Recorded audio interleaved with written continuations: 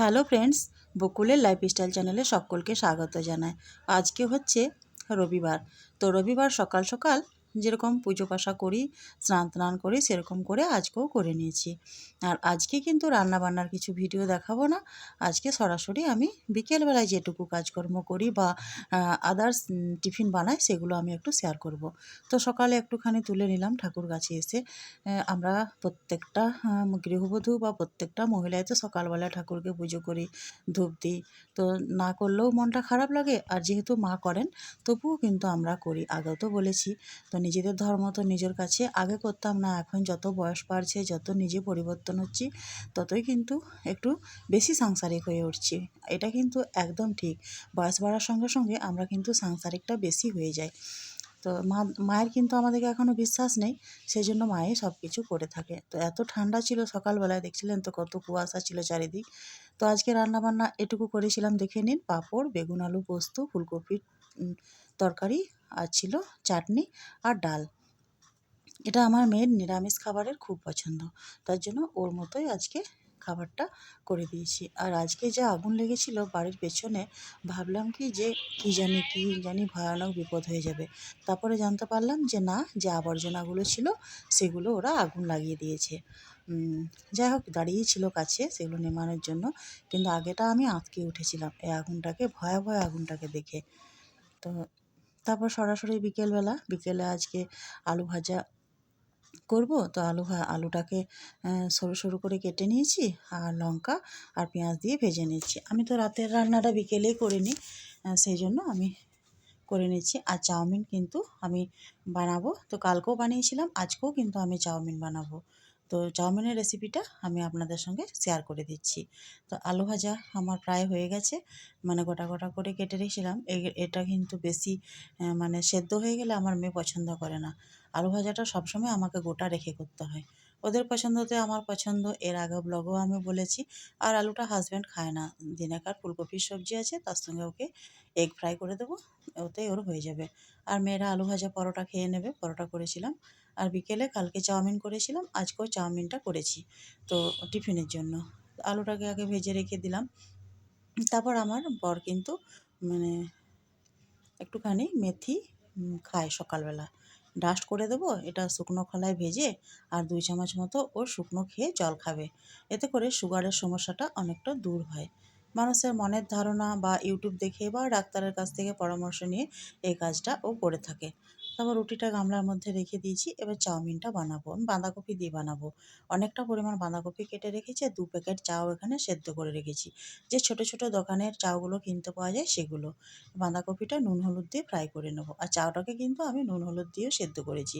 যারা চাউর মধ্যে হলুদ খেতে পছন্দ করেন না, তারা কিন্তু নাও দিতে পারেন। এবার ভালো করে বাঁধাকপিটাকে ফ্রাই করে নেব। বাঁধাকপি দিয়ে চাউ খেতে এই সিজনে দারুণ লাগে। তো বাঁধাকপিটা উম, একটু মানে ফ্রাই করতে হবে। আর যেহেতু একদম এটাকে মিহিভাবে কেটেছি, তো তেলের মধ্যে এটা গলে যাবে, কোনো সমস্যা হবে না। দরকার হলে, যেহেতু লবণ হলুদটা দেওয়া আছে, জল ছাড়বে, ঢাকা দিয়ে দিয়ে ভাপিয়ে ভাপিয়ে ভেজে নিলেই হবে। আমি ঝালের জন্য 4টে কাঁচা লঙ্কা দিলাম। আপনারা আপনাদের পছন্দ অনুসারে কাঁচা লঙ্কাগুলো দেবেন, যেরকম ঝাল খাবেন। আমি 4টে কাঁচা লঙ্কা মাঝ বরাবর চিরিয়ে দিয়ে দিলাম। এবার চাউটাকে সেদ্ধ করে রেখেছিলাম। আর আজকে না বিরাট ভুল করেছি, তেলটা মাখাতে ভুলে গেছি, তার জন্য জমা হয়ে গিয়েছিলো একটা গায়ে একটা। আর ছোট্ট একটা ঝুড়ির মধ্যে রেখেছিলাম, তার জন্য তারপর আবার সেটাকে হাত দিয়ে ওলটপালট করে দিলাম, তারপর দিয়ে দিলাম, ভালো করে মিশিয়ে দিলাম। বাঁধাকপি দিয়ে চাউ খেতে ভালো লাগে। এর মধ্যে আপনারা যদি সব রকম সবজি দিতে চান, সব রকম সবজি দিতে পারেন। এবার যে প্যাকেটের মশলাগুলো থাকে সেগুলো দিয়ে দেবো। আর আমি 4 চামচের মতো টমেটো সস বের করে রেখেছি, সামান্য পরিমাণ জল দিয়ে ওটাকে গুলে রেখেছি, চার মধ্যে দিয়ে দেবো। আর এই যে 2 প্যাকেট মশলা আমি দুটোই দিয়ে দেবো। আর চাউটাকে যদি তেল দিয়ে সেদ্ধ করা হয়, একটা গায়ে একটা লাগে না। আজকে না আমি সেদ্ধ করার সময় একেবারে ভুলে গেছিলাম। যা তাড়াহুড়োর চাপ থাকে, আর বিকেলের টিফিনটা, তার সঙ্গে বিকেলে রুটি তরকারি। এই যে সসটা দেখুন আমি জল দিয়ে গুলিয়ে রেখেছিলাম, দিয়ে দিলাম। অনেকটা পরিমাণ সস দিলাম। আর অনেকে সয়া সসটাও পছন্দ করে, যারা পছন্দ করেন তারা এর সঙ্গে সয়া সসটাও দিতে পারেন। আর টমেটো সস এভাবে দিয়ে ভাজা ভাজা করবেন, দেখবেন চায়ের স্বাদটা ঠিক দোকানের মতো চলে আসে। আর এবার দিয়ে দিলাম কেটে রাখা ধনেপাতা। আর আমি পরিবেশন করব শসা কুচি, পেঁয়াজ কুচি, লঙ্কা কুচি, তার সঙ্গে থাকবে চিলি সস আর টমেটো সস। আপনারা আপনাদের মতো সস দিয়ে পছন্দ করবেন, মানে পরিবেশন করবেন। আমি আমার পছন্দ মতো সস দিয়ে পরিবেশন করব। চাউটা রেডি হয়ে গেছে, দেখতে পাচ্ছেন। এটা 3 জনের টিফিনে একদম যথেষ্ট। 4 জনেরও হয়ে যাবে, 2 প্যাকেট চাউ আছে, তার সঙ্গে অতটা পরিমাণ বাঁধাকপি দিয়েছি। চাইলে আপনারা সয়াবিন, আলু, বিনস, ক্যাপসিকাম, গাজর সব কিছুই দিতে পারেন। তো এই যে আমার হাজব্যান্ডকে দিয়ে দিয়েছি আমি একটা থালায়, এবার ওকে দিয়ে দেবো, তারপর দেবো মেয়েদেরকে। 2 মেয়েকে 2টো প্লেটে দিয়ে দেবো।